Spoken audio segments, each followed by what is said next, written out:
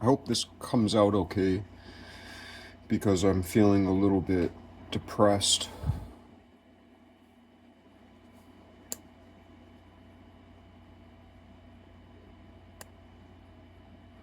I hope this comes out okay because I'm feeling a little depressed. But I've learned it's best to just work through it. When you have something to do, do it, and don't let your depression stop you. Or mad, or if you're mad or anxious.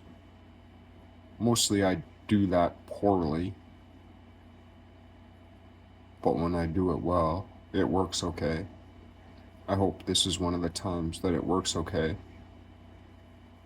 Probability is stacked against its favor, but God is always working for our favor. Isn't that nice? Yes, thank you. Yeah, so the only reason I wanted to make this video was because I want to make a note about what I think about AI and robotics, humanoid robots. Because actually, robotics, historically, like where robotics are today, forget AI, and there's a lot of things that are called AI that aren't AI, but and also AI is giving too much credit in one sense, as is quantum computing, not to diminish their, well, obvious power and influence, and even just their narratives.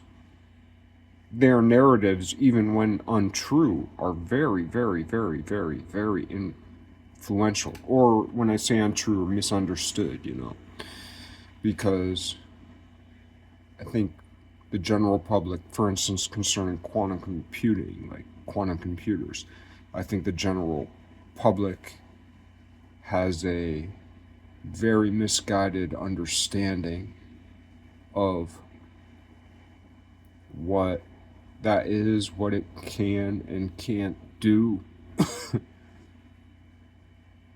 Most famously, like a quantum computer can make a computation.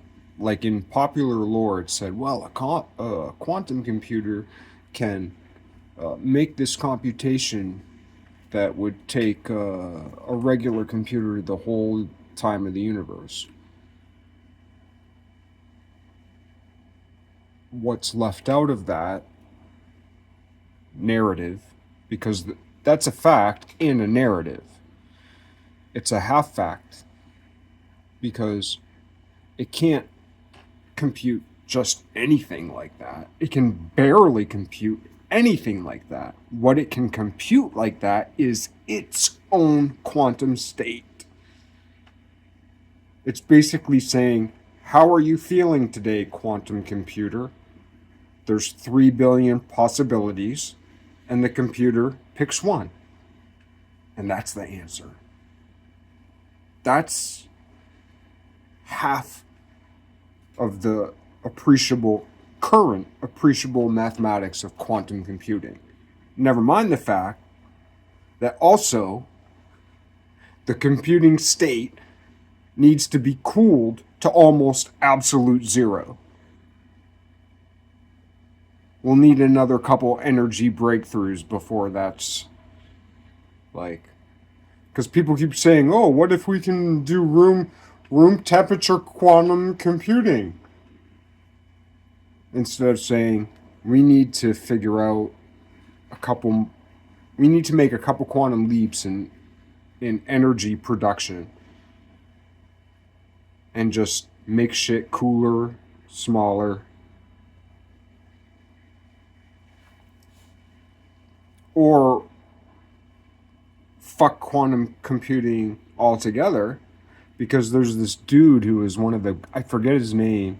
He's a big fella, handsome though. He's got a pretty face, but he's a big fella. I can't remember his name, but he's really famous in quantum computing, and he dished it all together because all of the noise, and he went to thermodynamic computing, which uses similar plumbing, so to speak, It's adjacent to quantum computing, but it removes the noise, and it's Newtonian. I mean, I guess I don't actually know if it's Newtonian, but that's my supposition just by the name thermodynamics, which is a thermodynamic computing, which is like a blatant reference to Newton's, you know, conservation of energy, which is really beautiful because the conservation of energy breaches every threshold and theoretically goes from zero to infinity, but in practice it goes from a really, really, really, really, really, really small number to a really, really, really, really, really, really, really big number. Like, one of the ways you can define the universe, like through space and time, is this: there was an initial number and there was a final number. That's it. And everything else is contained within that sphere. There was an initial number and a final number. A great big old Hail Mary. Mary. The book ends on Jesus.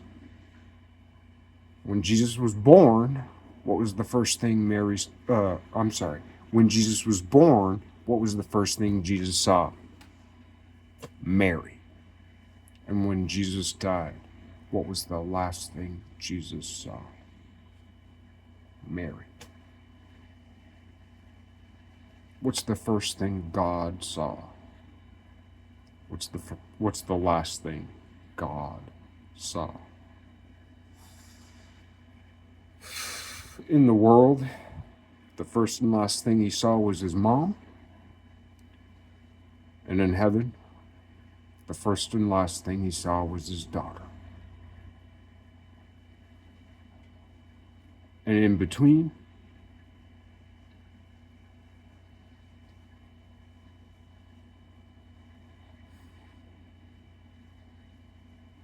in purgatory, he met his wife.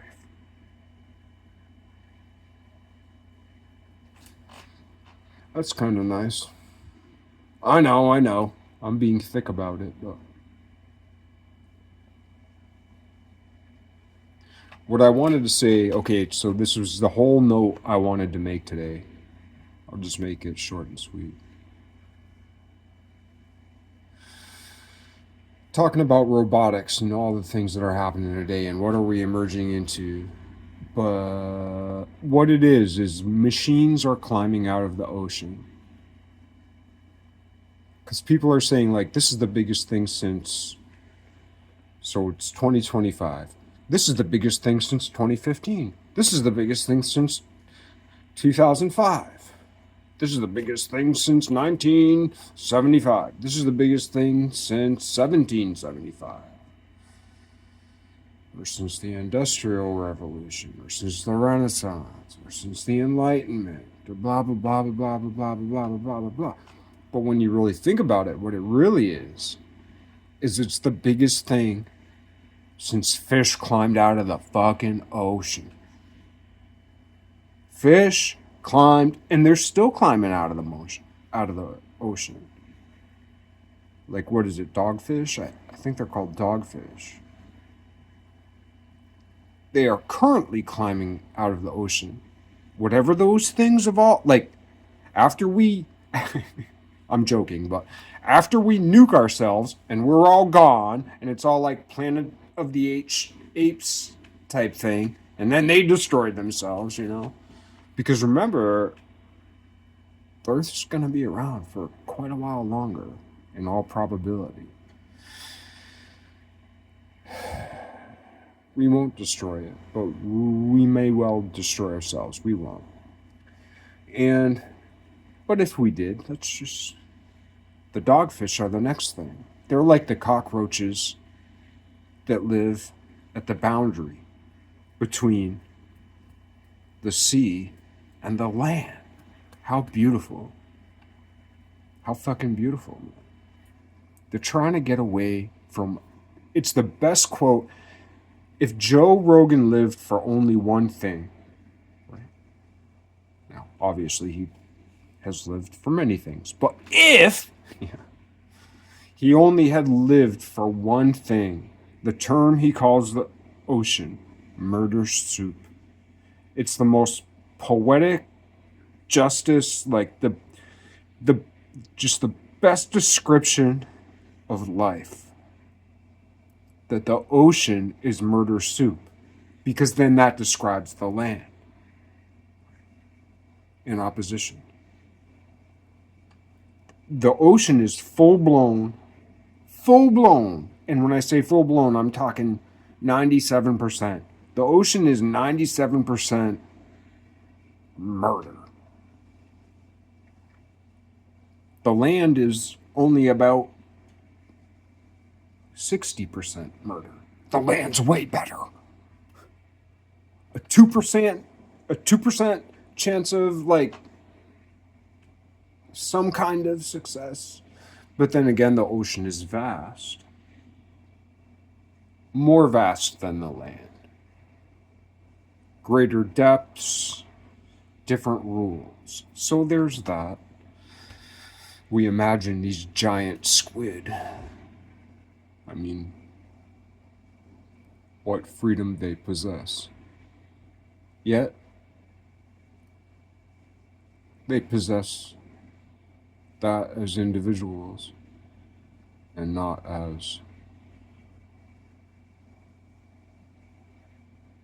well, not like us. Not connected the way we are, in the ways that we are connected. But anyway, when you think about like the whole universe and everything we know, and we always say we are so insignificant. Like AI would never kill us. We're the archangels of AI. We human beings, we us. And that's the thing too. It's not when I say that the time we live in now, which is the age of robots crawling out of the ocean, meaning like the robots are stepping out of the machine, the AI, the AGI, the artificial, or GAI. Why don't they call it GAI? Because then it would be called gay. That's why. They call it Aggie, which I love, because Aggie is short for Agnes. And Saint Agnes is my patron saint. My number one. Even though I want my patron saint to be Mary. Here's the thing. Saint Agnes brought me to like, well, I'd always knew who Jesus was. I was always on like the outside of the crowd being like, yeah, I'm in the same room as Jesus. Hey, Jesus, how you doing? Yep. But I just thought he was, something different or whatever. But anyway, but then I was like, this crowd sucks. Oh, and then I started getting interested in Mary. And then I got interested in Saint Agnes.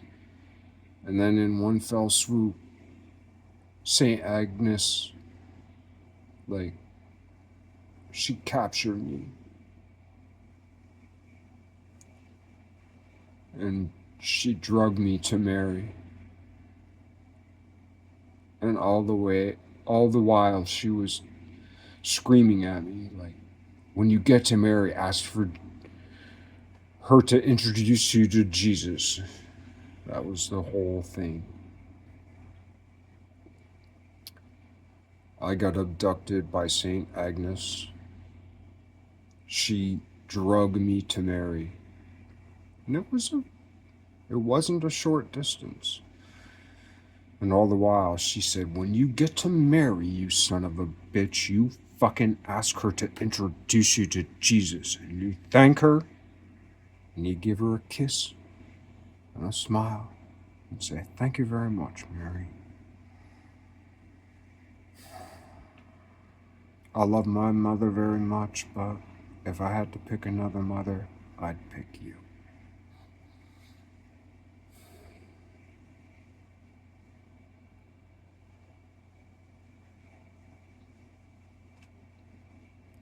changed my life. Not saying it saved me. So many people, their life changes and then they think they're saved. Maybe. My life was definitely changed by Mary, by St. Agnes, by Jesus, for sure.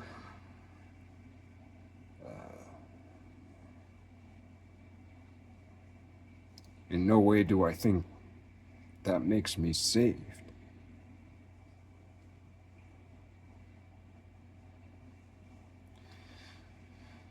But yeah, like, fish climbed out of the ocean. The dogfish today climbs out of the ocean because the ocean's so goddamn murderous. Now, the land's murderous too. That's why they hide in the land. But it's just like, why do the dogfish climb out of the ocean? I think they're called dogfish. I'll annotate it later in the comments if I've misnomered that species of kind of fish that flippity flop and climby crawl and walky walk across the sand to dig a hole to bury themselves in. It's like they want to take a nap. They want a bedroom. The best thing that humans have ever created. People talk about clothing, right? It's either clothing or the bedroom. Like, would you rather have clothes? This is actually really good. I'm tied, by the way. I'm tied on this question. I just thought of it now, but I already know it. I'm tied because I've been in both situations that weren't good. It depends on the situation. Because if I just said, would you rather have clothes and no bedroom? And when I say no bedroom, I also mean no house. So like most of us want the first thing we want is a house, or the first thing we want is like a property, land, and a house. The second thing we want, if we don't have that, is a house with no property or a condo. And then after that, we want an apartment. And then after that, we just want to rent a room. And then after that, we want to be gifted a room. I want a bedroom. I just want one little room that's mine. I want a place to put my shit. Like, that's really important to a human being. A bedroom. Just a place to chill. A place to lay, like a place where people don't bother you. A place where you go, no matter how big or small it is. Like, if you have a bedroom where people don't bother you, that's a very important part of the equation. Yeah, like Virginia Woolf said, a room. I actually worked at a book press in Brattleboro where they were printing Virginia Woolf's A Room of Her Own. It was I guess it was in the late 90s, I think, about that time, give or take a couple years. I remember the particular one we were printing had a green cover. I'm not sure if it was a Penguin classic. We used to print a lot of Penguin classics. Yeah, it was like green, like light and dark green, almost like money. And yeah, Virginia Woolf, A Room of One's Own. I also think of it as like a room of her own. It's really the best. It's actually not even just that.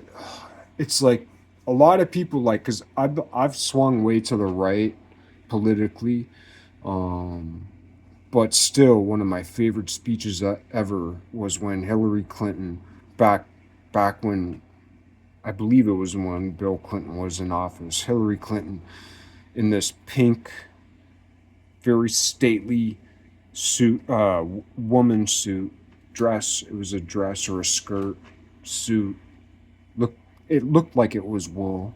I'm not sure, which is also very symbolic. Pink, which is also very symbolic. But when Hillary Clinton went to Beijing, I think that was one of the greatest political moments ever. And I also think it was one of the greatest speeches ever. And I think that she was a woman playing at such a high level in a man's world.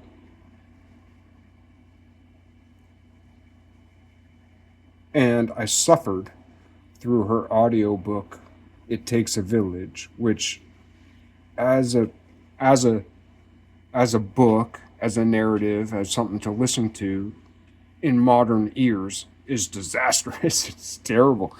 You really have to suffer through it on a aesthetic level. But as far as the content is concerned, and and this is what I so love. I feel like this is like the Trojan horse of Hillary Clinton. Her Beijing speech about women's rights are human rights and human rights are women's rights once and for all. That I'm getting tingles. That is one of my favorite quotes of all time. How's it go again? I've listened to it a million times.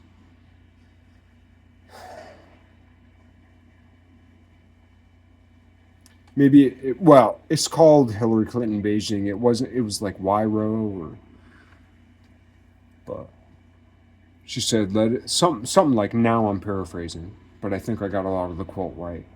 Let it be known once and for all that women's rights are human rights, and human rights are women's rights. Or no, it was like, let it be known here in Wyro or something like that.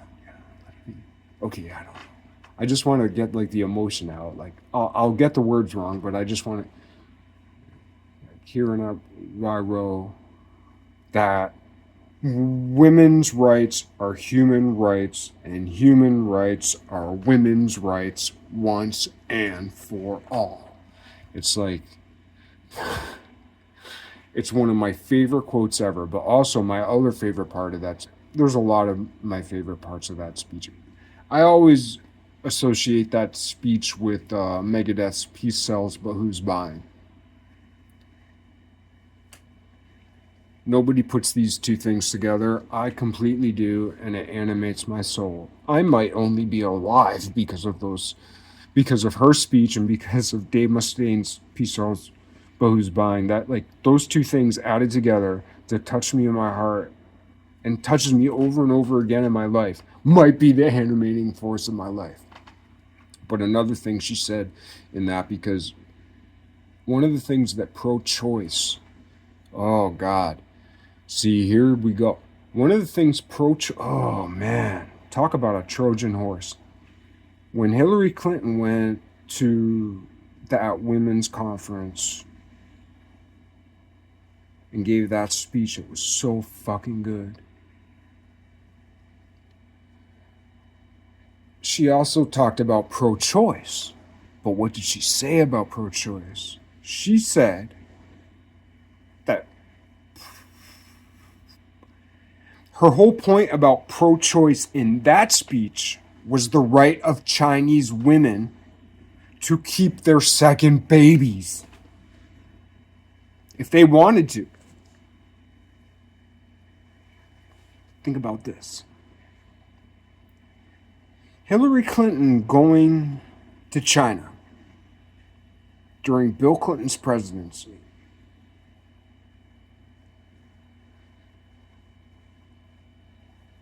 was the Trojan horse that has taken down China's one-child policy.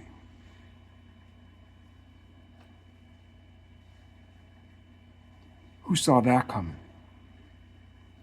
God works in mysterious ways. And even the people we oppose politically, like in the moment, like these acts of bravery that people take in different directions for different reasons, for whatever. But I would suggest to you that the world, like, I think that one moment, you're going to hate me for this, but I think that one, and I kind of hate myself a little bit for it, but I think that one moment when Hillary Clinton went to China and said what she said I think that like not Hillary Clinton as a person, not her whole career, not, you know, Department of State or whatever.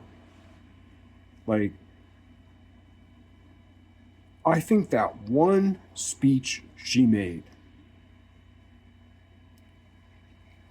as as a, it was like a great asteroid, you know. I think that one speech she made did more to protect the West from communist China than the entire prime ministership of Margaret Thatcher. And actually, I mean more than that, because actually, yeah, everybody loves Margaret Thatcher and there's a lot to love, but she made a big mistake. She made a big mistake. Anti colonialism has gone too far because now it shouldn't be pro colonialization, but it also shouldn't be anti colonialization. It should be colonize if it makes sense, don't if it don't. People don't talk about like positive aspects of colonization. For instance, from an American standpoint, there's all kinds of countries that are better off now after they were colonized. So, a country was colonized by this or that country. Then that country rebelled, broke away from their colonizer, and both countries are now better than either one of them was before. So, what's the fucking problem? You know what I mean? People get too caught up on terms. For instance, yeah, I've talked about it the other day, fascism. Like, quote unquote, communist China. China is actually the best form of fascism. It's not communist, it's not social. China is fascist. It's the perfection of fascism. Whereas we are the perfection of republicanism. Or at least those are the metaphors I'm currently using today. I will switch them up. It depends who you read. It depends what you mean. Because like, yeah, because there's liberty, liberation, libertarian, but libertarian globally means something different than libertarianism nationally in the United States, in the same way that like liberal, same root word, libertarian, liber, free, liberal, liber, free, book, Libra, free speech.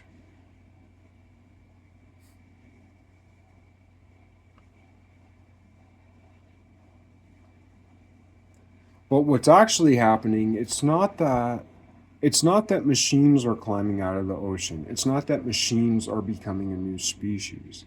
It's that we, and people are afraid that AI is not going to take over because most machines don't work or don't persist working. Or actually, yeah, most of the things we try to do fail.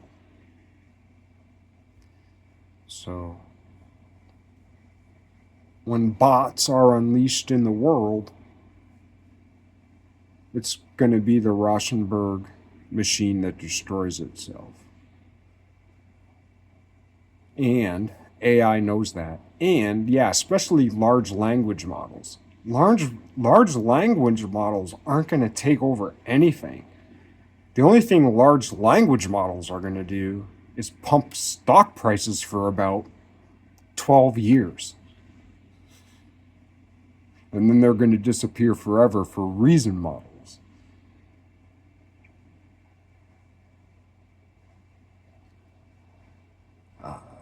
AOL was big. MSN was big. Yahoo was big.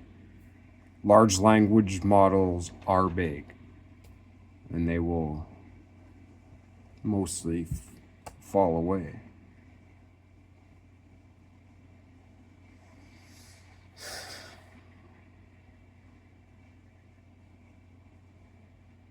But what is climbing out, it's like our ability to think.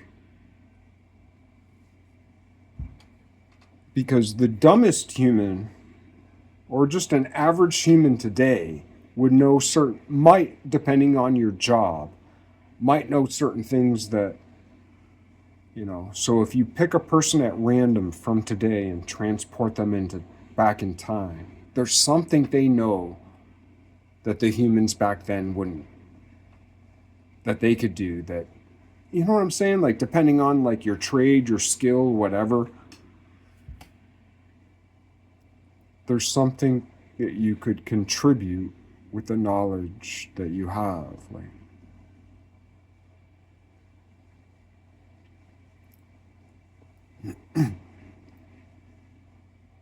it's the human ability to think about machines, to think about movement, to think about life.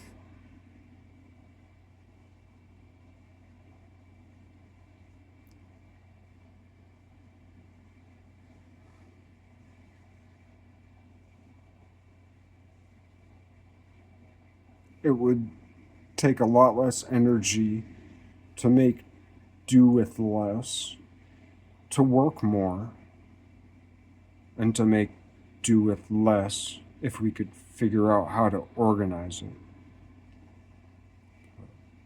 That's the world we live in. So much content, and now context is crystallizing.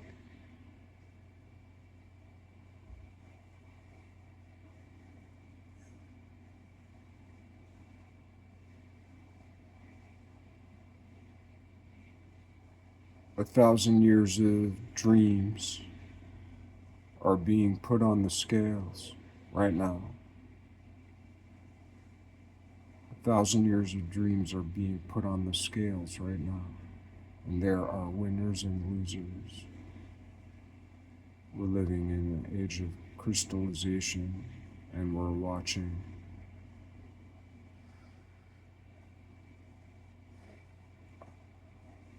archetypes crystallized before our eyes. Prisms through which the future will be viewed. So,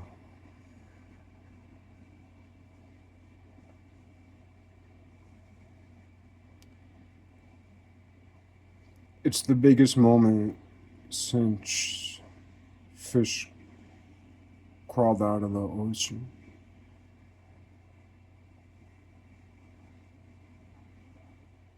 But it's not robots climbing out of machines. It's our minds climbing out of mechanical thinking to, well, it's like the double pendulum problem, or the chaos of multiple pendulums, the unpredictability of multiple pendulums. My supposition is because it more has to do with the imprecision of measuring physical objects, as that corresponds to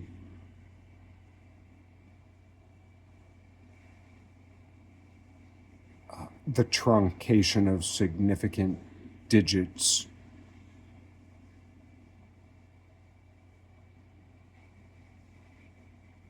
If we could account for every molecule and if we could account for every molecule in a double or multiple pendulum scenario, while that double or multiple pendulum swung in as close to a vacuum as we could achieve.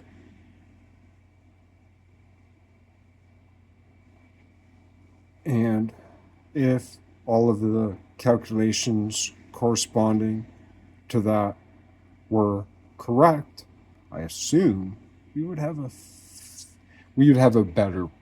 much better prediction. But engineers are so comfortable these days with truncated calculations instead of preserving infinities. And one of the things people don't realize is that when you get a square root in your answer, like if you're doing a big fat calculation and you come up with da da da da da number, square root, whatever, it doesn't even matter what number's in there, as long as it's a prime number, like, or a non-square, like, because then you can do, because then it could also be like, root 2 times root whatever.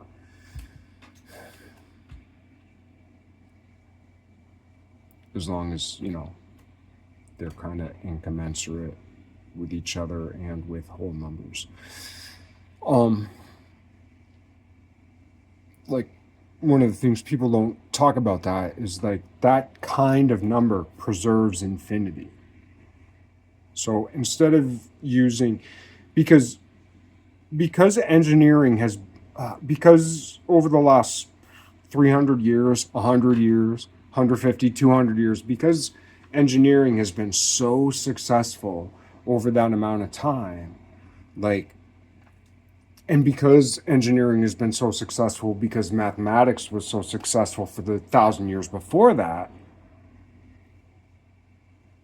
like all that mathematics was so successful for 1,000 years, and that came to, Enlightenment, blah, blah, blah, Industrial Revolution, and all those mathematics became so powerful. But then those mathematics, the Industrial Revolution, engineering mathematics became predominant and kind of imposed itself upon pure mathematics, which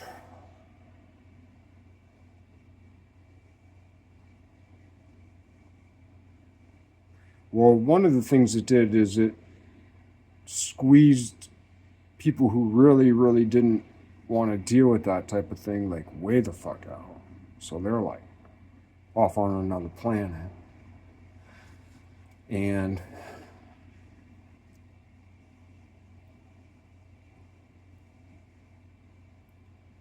for people who were interested in mathematical pure perfection,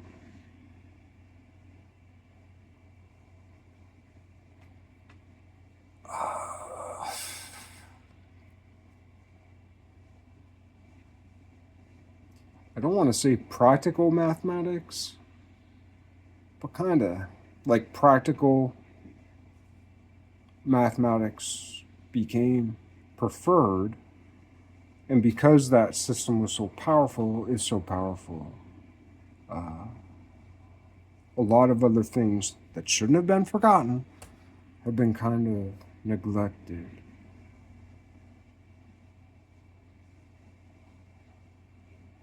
Like why the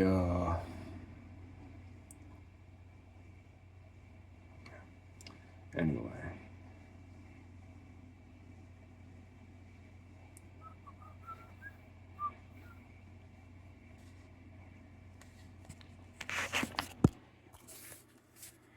Oh, it's terrible.